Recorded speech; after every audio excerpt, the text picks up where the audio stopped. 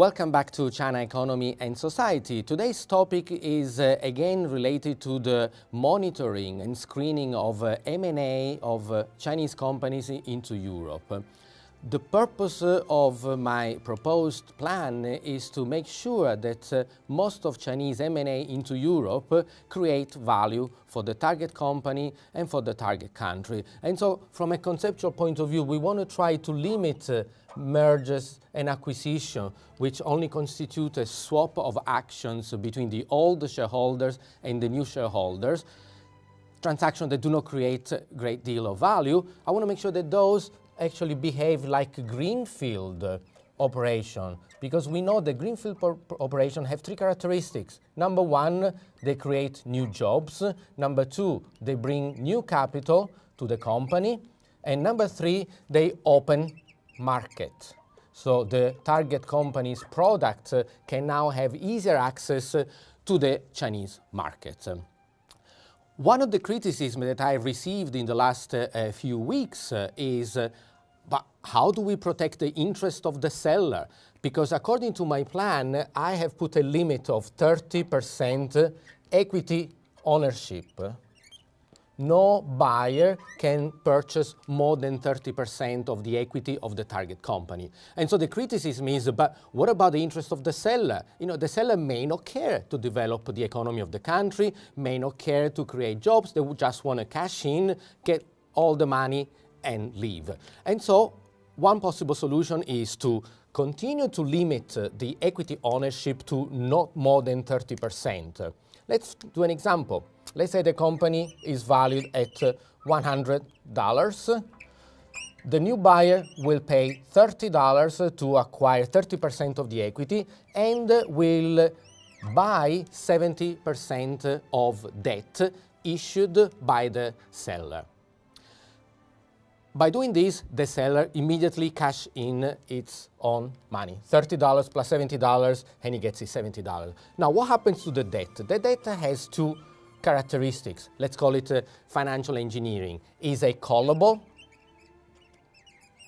and convertible debt. What does this mean?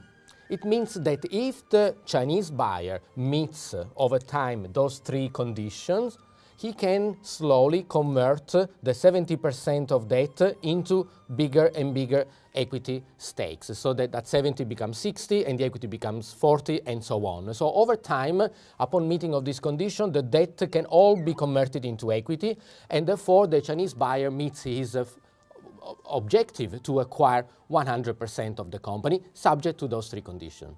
If those conditions are not met, there is a call option that is in the hands of the seller. The call option will have a very low strike price.